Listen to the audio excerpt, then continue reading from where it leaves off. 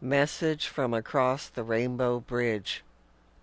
I have experienced some very different paranormal activity around me this past week. The best psychic I've ever known and worked with was my cat Isis, who passed away 4 years ago. She was solid black, elegant, and graceful, like an Egyptian goddess. She would always lay under my left arm as I did channeling or any spiritual readings. I never asked her to. She instinctively knew when I was doing this work and would flatten her body out to where I could barely feel her under my left arm. She did not leave until I was through with the work. To this date, I have placed her collar on my left arm whenever I'm doing spiritual work. She always assists me on communicating with animals. I have a medicine bag that contains her collar, crystals, a pendulum, and a rosary.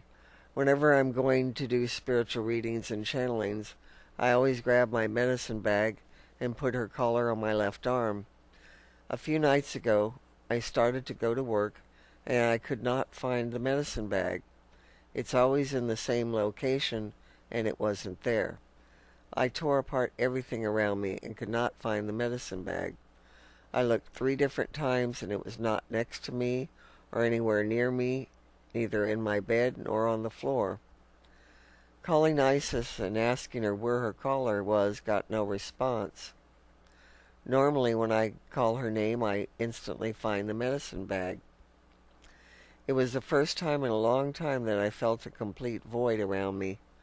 I felt emptiness inside of me and around me. This is not something I normally experience. I always feel the spirits that are around me.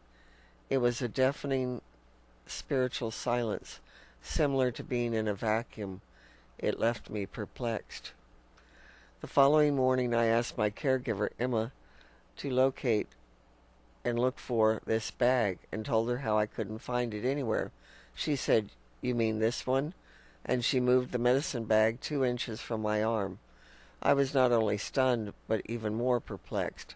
There was no way that bag was near me the night before. I would have found it. I knew that this meant something, but I was not sure what. I asked Isis to help me understand what the message was. I didn't get an instant answer and maintained belief the answer would come. Fast forward 2 days later, and again I was going to do a spiritual reading for someone, and I picked up the medicine bag, and her collar was not there. I sometimes take it off and put it on my bedside table. If I don't put it in the medicine bag, it's not on the bedside table. When Emma arrived for work once again, I told her what was missing, and she was able to find the collar quickly in another medicine bag I have. I chalked it up to a mistake on my part. Earlier in the morning, my cat Tigray started vomiting. She is a 17-year-old calico and has kidney and liver failure. I keep her alive with intense medical treatments daily. Isis had immediately adopted Tigray as her daughter when I brought her home at 6 weeks old. Isis always took care of Tigray. She protected her from other people.